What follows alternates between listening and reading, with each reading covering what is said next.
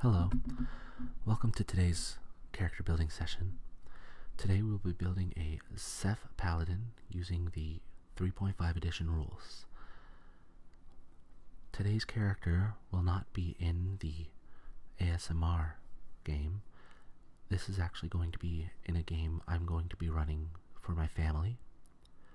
The Paladin, whose name is going to be Leo, is going to be played by my son. So, let's get started. Let's make his character. As always, we want to make sure we've got our character sheet ready.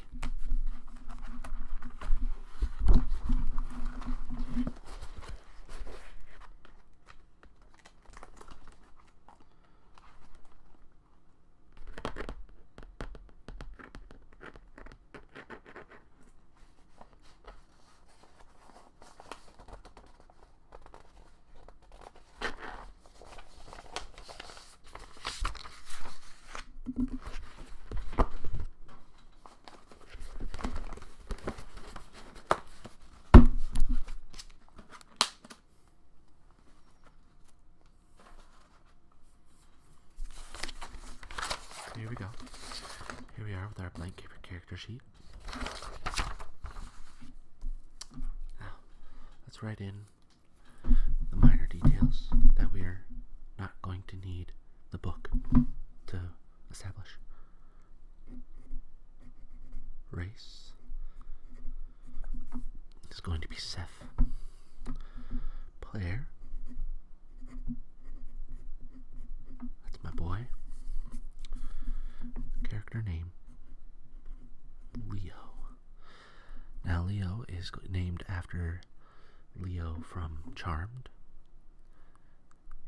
I don't know if you've seen it, but Leo was basically an angel.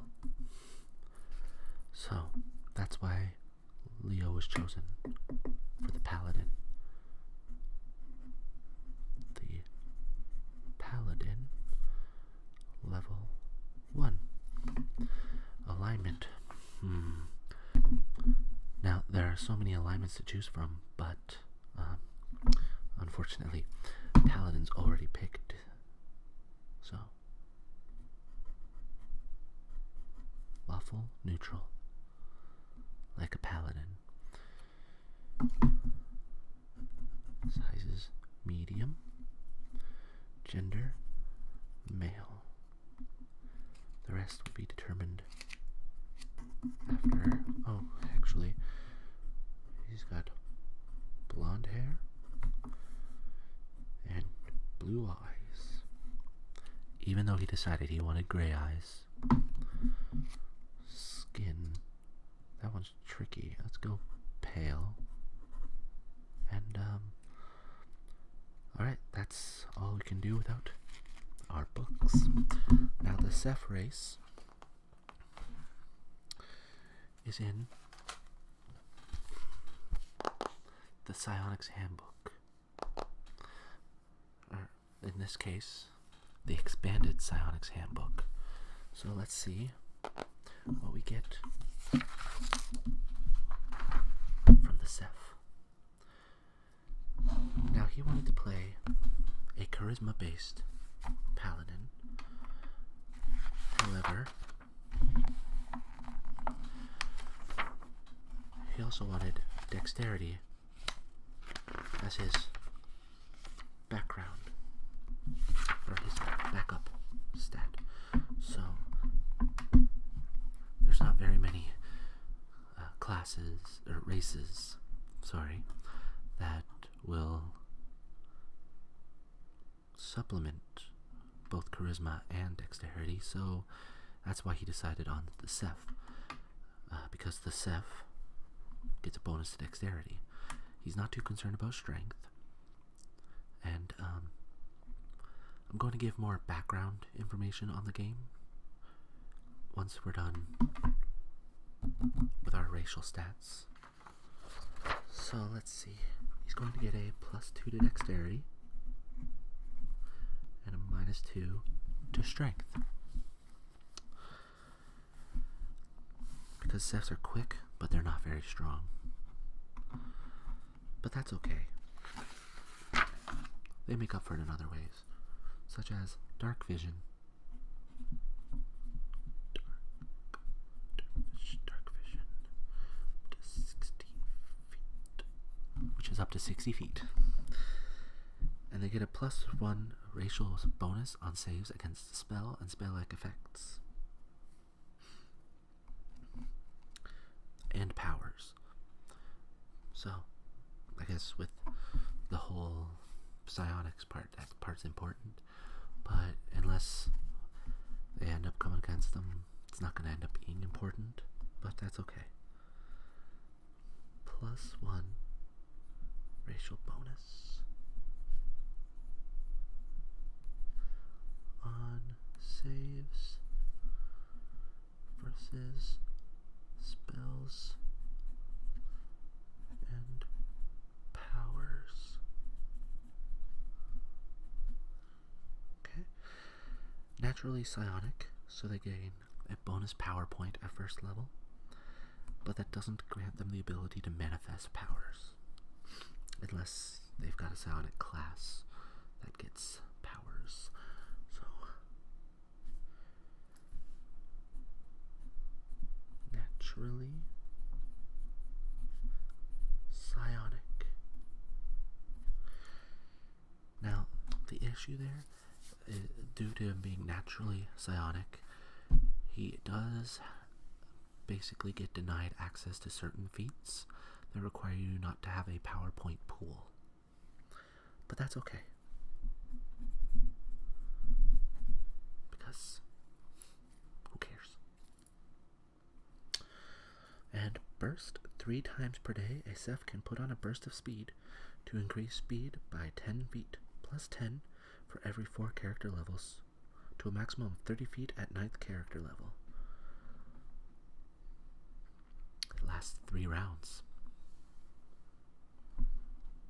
Neat. Okay, so that's that. We've got our racial bonuses. We might go back into the Psionics Handbook later on if we're looking at feats that are also psionic. So, as promised, I'm going to give you some more background on the game we're going to be playing. While I roll for ability points.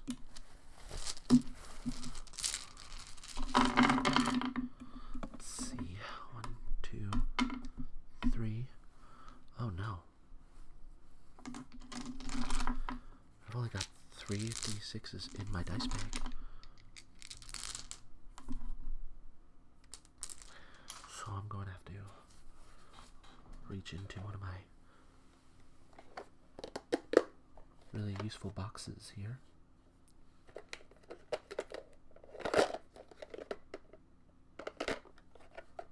So I'll go into this one, because my other D6s seem to be missing.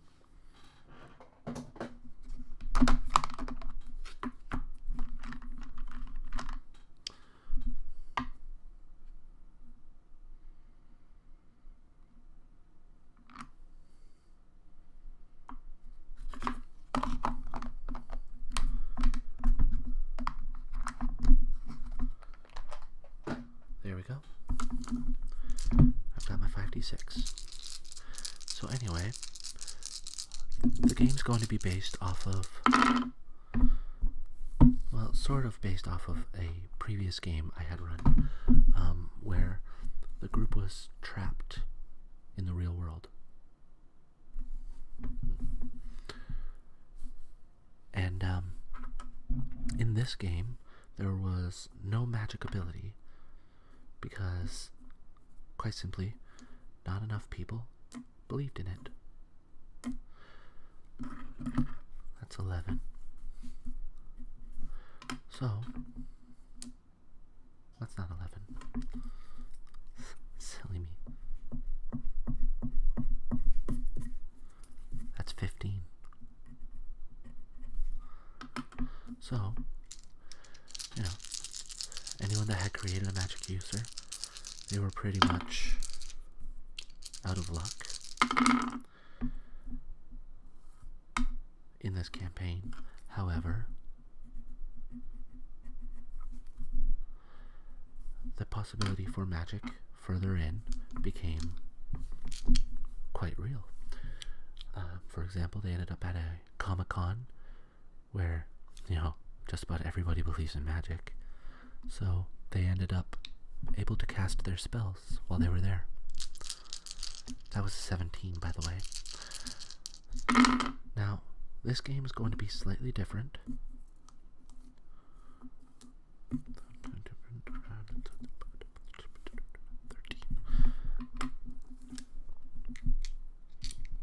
In that they're going to be able to use magic.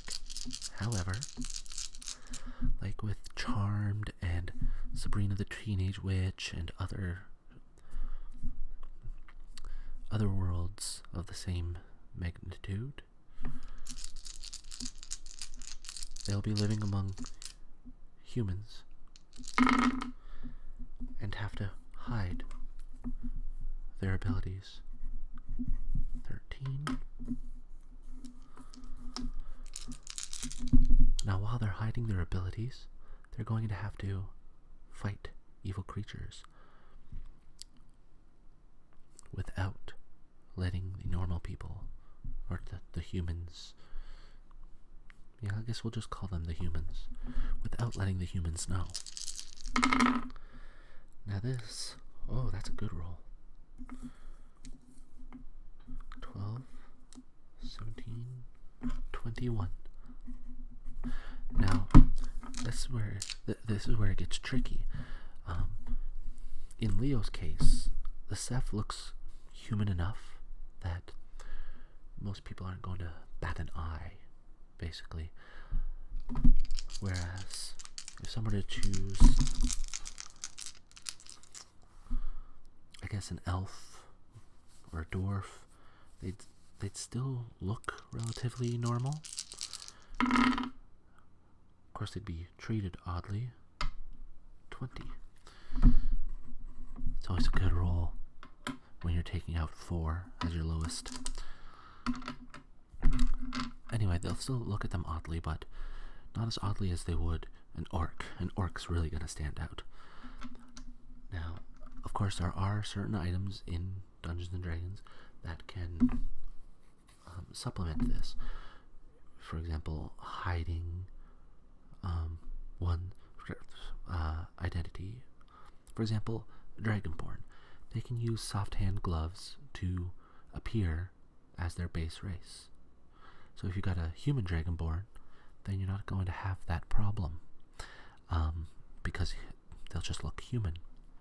Another issue they're going to have is how to conceal their weapons on a regular basis, because let's face it, the police are going to pull you over if they see you walking down the street carrying a giant sword.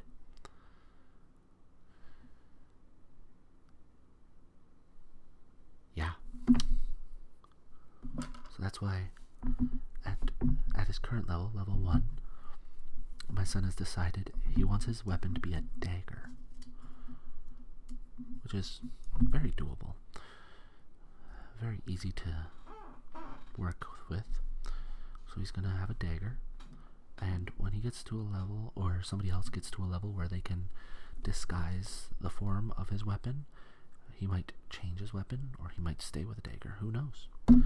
So let's put in our ability scores. So we're going to put the 21 into charisma, because he wanted to have high charisma. We're going to put his 20 into dexterity to make it 22. We'll put his 17 into strength.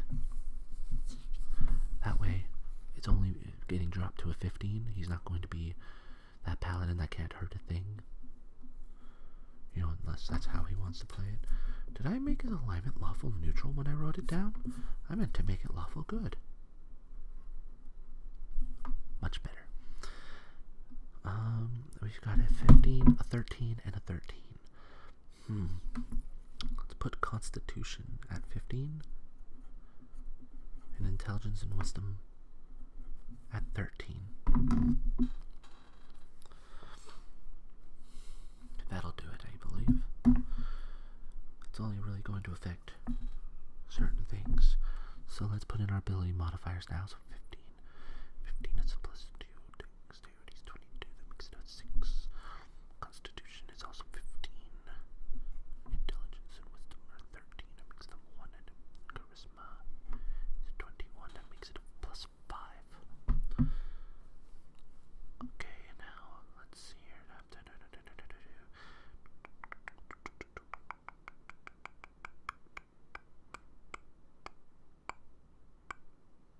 Okay, that's good. Now let's put in our ability modifiers for fortitude. Is there constitution? So that's a plus 2. Reflex, dexterity, so that's a whopping 6. And wisdom into will, plus 1. Very good. So base speed is 30 feet. Now, another reason he wanted to be dexterity based is because as a frontliner, he's going to have to be able to either dodge or take a hit. So that would mean light armor or heavy armor, and you're not exactly going to travel quietly wearing full plate armor. Oh no. Going to draw entirely too much attention to yourself. So now we're going to move on to the Paladin stats.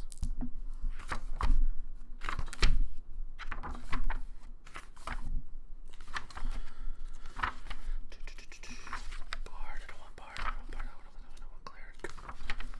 Don't want Ranger, Druids, or Fighters. Monk, definitely not. There we go. Paladin.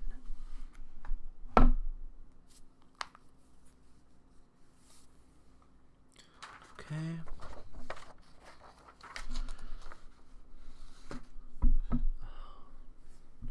Where did I put my pencil?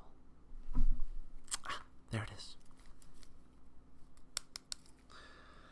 Okay, so as a paladin, I suppose I'll move this book over here.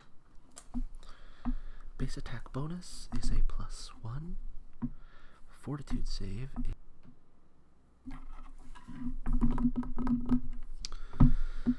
so fortitude is a plus 2. Reflex and will get a 0. Base attack bonus is plus 1. Okay. Ooh. Hit points. I love hit points. Paladin gets a D10. So at first level gets maximum, which is 12. Okay.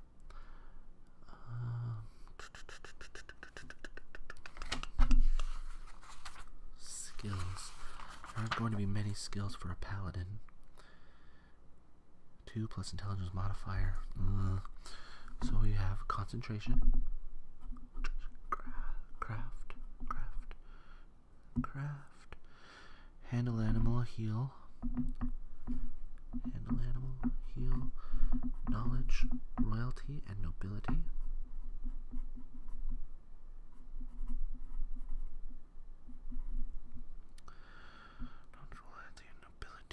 Knowledge, religion.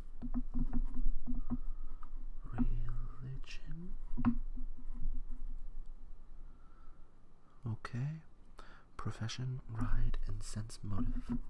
Profession, ride, and sense motive. Very good.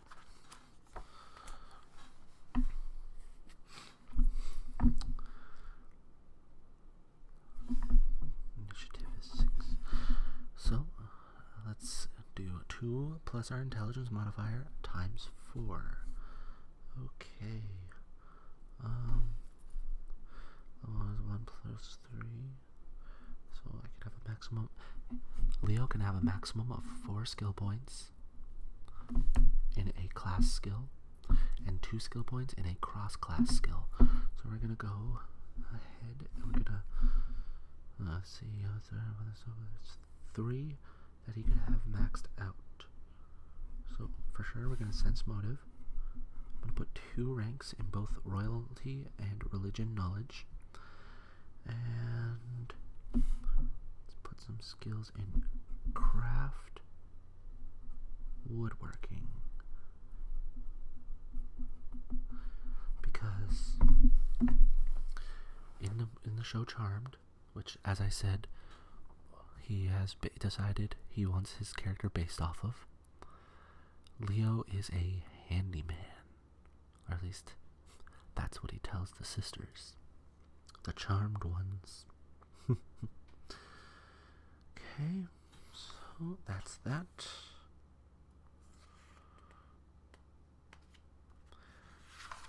Now let's do the special abilities that a paladin obtains at level 1.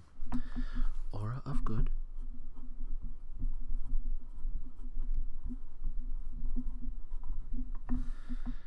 Detect Evil.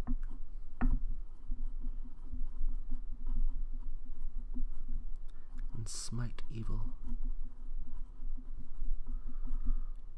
Once per day. Unfortunately, that's going to increase. Okay.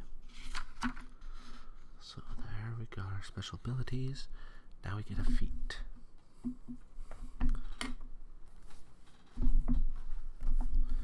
Let's see, shall we?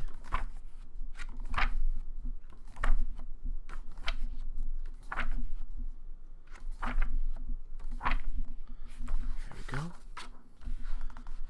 Feats.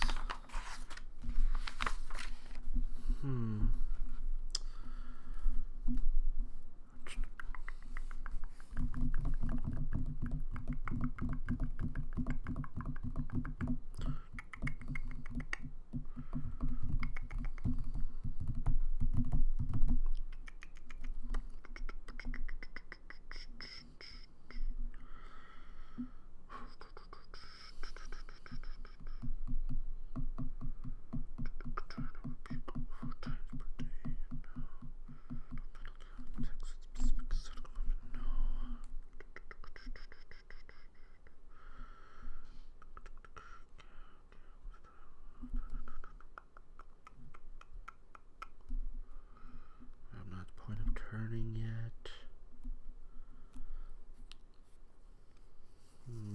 Let's go with improved initiative.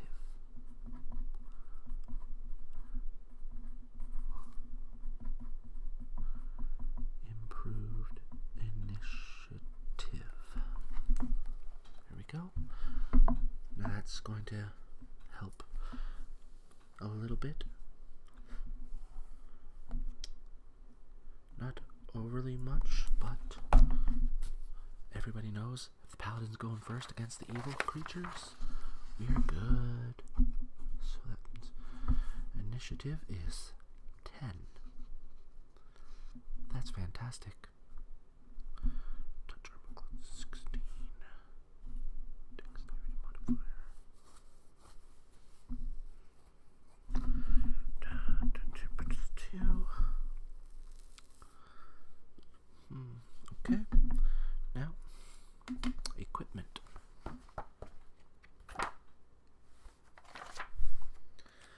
Gotta get him his weapon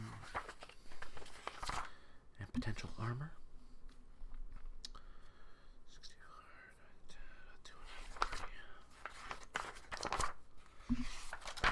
alrighty. Weapon. Dagger.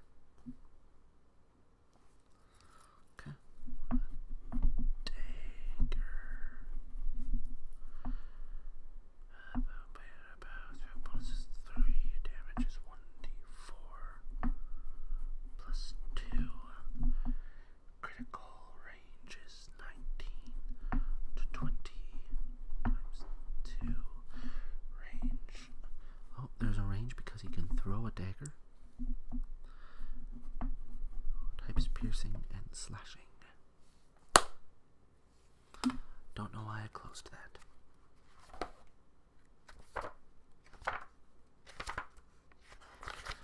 Now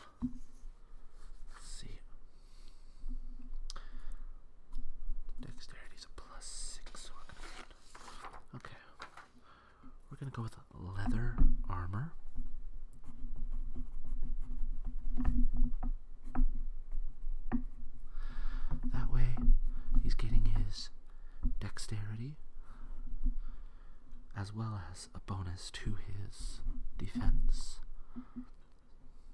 Armor check penalty 0.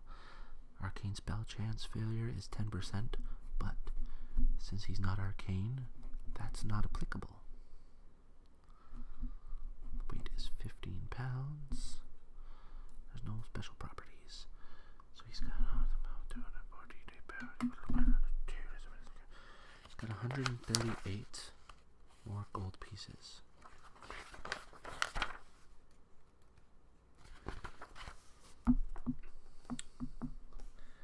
Now let's look for vital stuff. Let's give him an ever burning torch.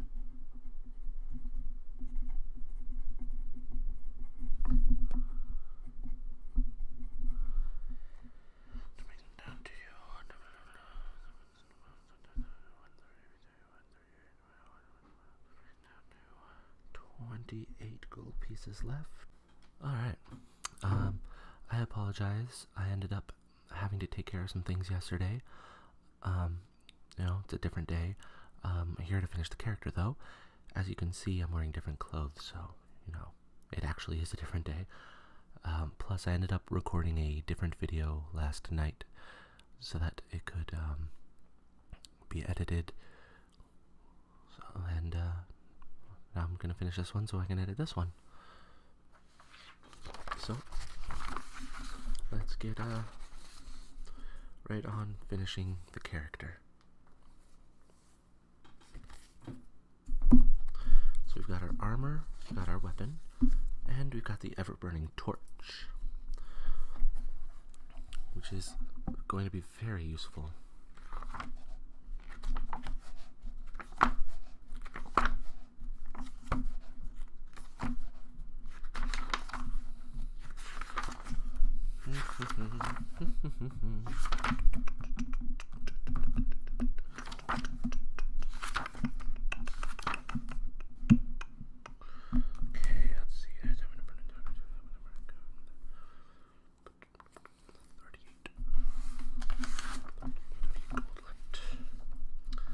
Let's see, what else is Leo going to need?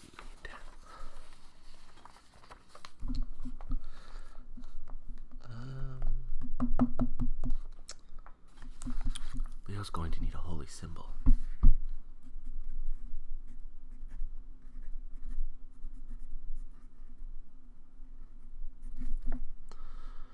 Let's give him a silver one. We're giving Leo a silver holy symbol because Leo's going to be he's going to be proud to be a paladin of his god, his deity. And, well, if I know my son, he's going to be flashy. Okay, so let's see what else. Finish him off.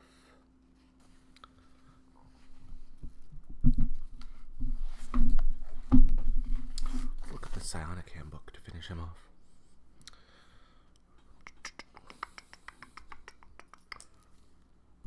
Ta-da!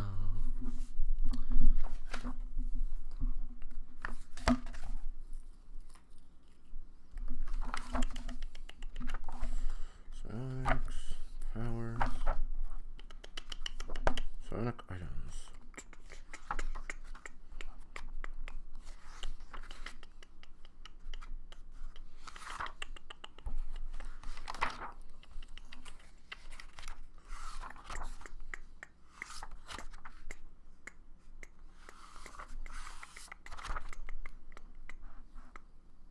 Okay.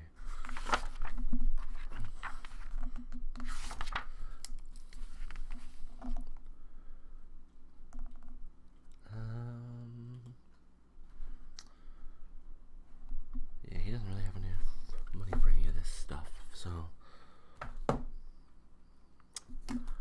back to the drawing board.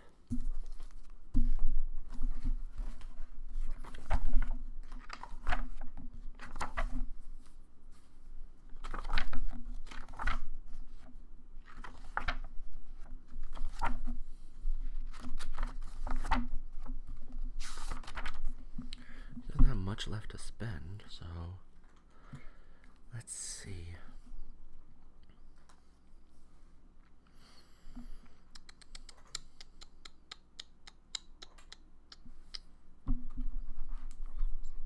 give him some rope and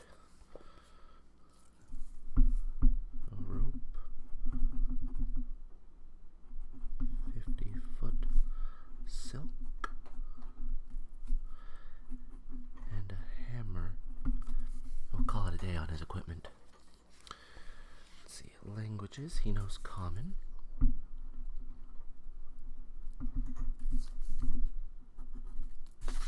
I don't think Xeph's learned any special languages. He's got a +1 in intelligence, so he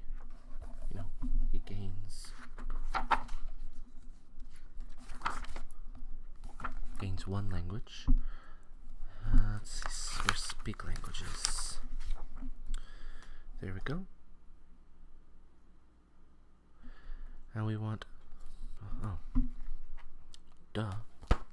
Celestial.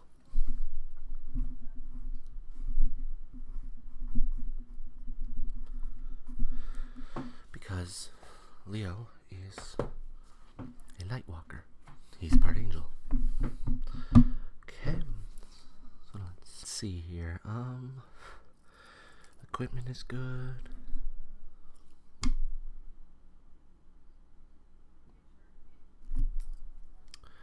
Equipment is good. Feet. Special abilities. Languages. Okay.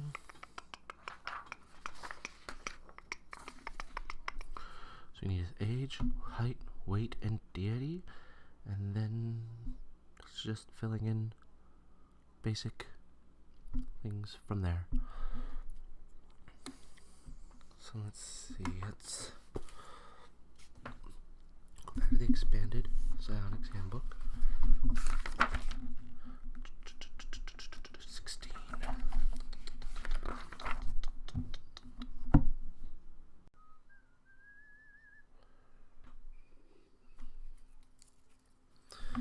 Alright, so first we'll determine the age. So for their age, Xeph starts at 18 years at adulthood, and 2 D4s to determine a paladin's age.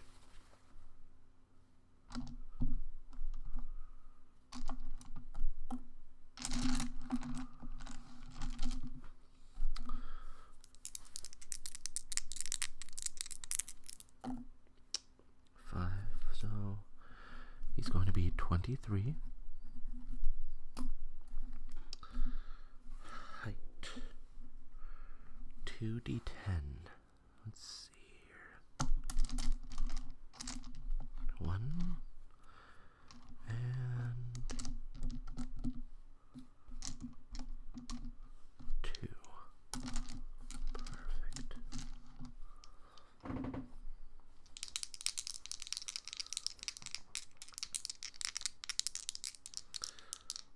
So his height is going to be 4'8" plus 2d10.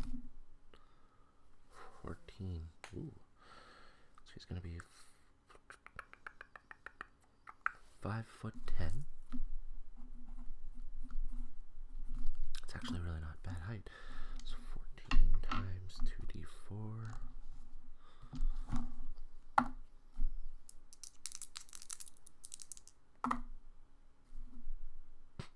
2.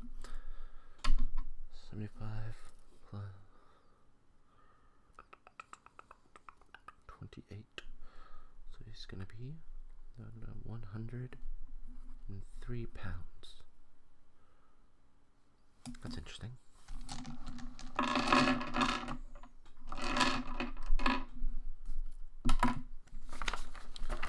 Okay, I'm not too worried about looking for a deity in here.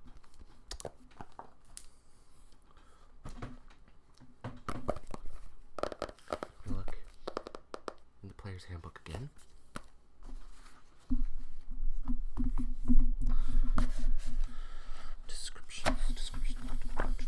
Equipment, feats, and descriptions.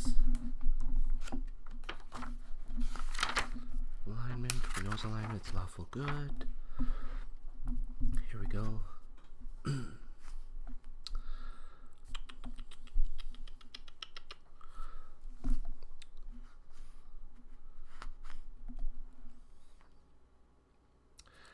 Let's have him worship Herodias.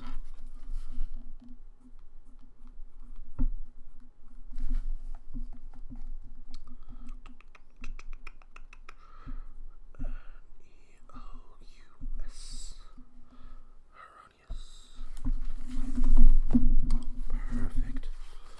Now that that's done, all that's left is to fill in the minor details, like ability modifiers in the skills area, and that's it. That's it for his character. So let's see, 1, 6, 5, 2, 2, 1, 1, 1, 1, 5, 1, 5, 6, 1, 5, 5, 1, 6, 5, 2, 1, 1, 1, 1, 1, 1, 6, 6, 5, 5, 5, 1, 1, 6, 1, 1, 6, 1, 1, 1, 2, 6, 5, 6. Let's see, I'm gonna put 5 there, 3 there, 3 there, 5. This 1, 6, 5, 2, 2, 5, 1, 1, 1, 5, 1, 5, 6, 1, 5, 5, 1, 6, 5, 2, 1, 1, 1, 1, 6, 6, 5, 5, 5, 1, 1, 6, 1, 6, 1, 1, 1, 2, 6, 5, 6. Armor bonus +2. No shield, no size, no natural armor, no deflection, no miscellaneous modifier. So 18. His flat-footed armor class is 12. And spell resistance 0. Grapple is 3. And there we go. Alright. Leo's all made up. Next time we'll be seeing Leo on this channel is going to be when he's leveling up. Alright. So, I have to erase these numbers up at the top.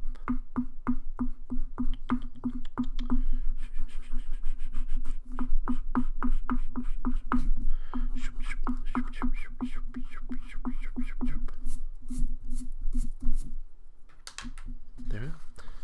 There we have Leo, the Xeph Paladin,